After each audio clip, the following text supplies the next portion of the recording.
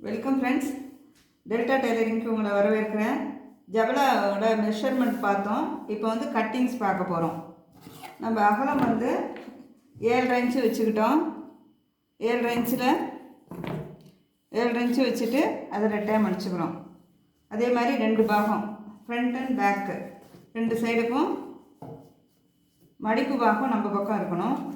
மடிக்க மாதிரி 7 இன்ச்சுக்கு உயரம் வந்து 15, அகலம் வந்து 7 இன்ச்சு. இது வந்து பாடி. மேலே வந்து காலருக்கு வந்து 3 இன்ச்சு உயரம், 6 இன்ச்சு அகலத்தில் ரெட்டை துணியாக எடுத்துக்கிறோம். அதையும் இப்படி 2ஆக மடிச்சுக்கிறோம். அது 2ஐயும் இப்படி இதோடு சேர்த்து இப்படி வச்சுக்கிறோம். ஓகேங்களா?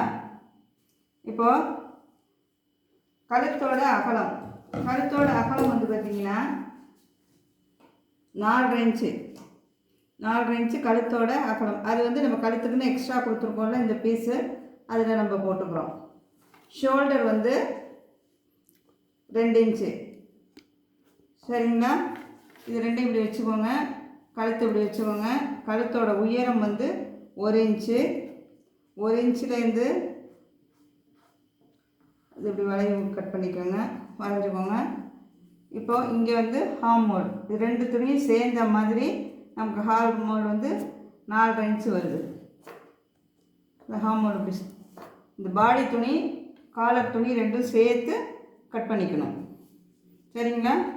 கழுத்து உயரம் கட் பண்ணிக்கிட்டீங்க, உயரம் எடுத்துக்கிட்டீங்க, அகலம் எடுத்துக்கிட்டீங்க, ஷோல்டர் எடுத்துக்கிட்டோம், ஹார்ம் ஹோல் எடுத்துக்கிட்டோம். இப்போ நான் கழுத்தை கட் பண்ணி காட்டுறேன்.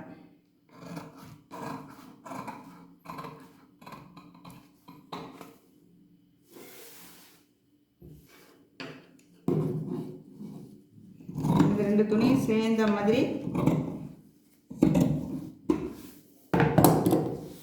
ஹார்மோலோட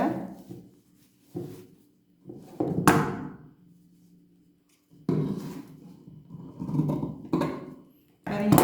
இது 2ம் காலரும் கட் பண்ணிட்டோம், மேலே பாடியும் கட் பண்ணிட்டோம். ஓகேவா? அடுத்து கையோட உயரம் வந்து 3 இன்ச்சு எடுத்துக்கிட்டோம். அகலம் வந்து 6 இன்ச்சு எடுத்துக்கிட்டோம்.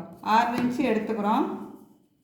6 இன்ச்சு எடுத்துக்கிட்டு அதை ரெட்டை மடிப்பாக போட்டுக்கிறோம். உயரம் நமக்கு எவ்வளோ தேவையோ அதை எடுத்துக்கிறோம், அதை ரெட்டை மடிப்பாக அப்படி போட்டுக்கிறோம். அகலம் எடுத்துட்டோம், உயரம் எடுத்துட்டோம், போட்டுட்டு இது வந்து கொஞ்சம் பஃப் ஸ்லீவ் மாதிரி வரும். அதனால்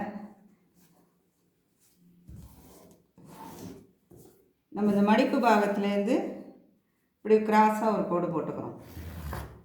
கோடு போட்டுட்டு கீழேருந்து இப்படி மேலே ஒரு வளைவு கொண்டு போயிடும்.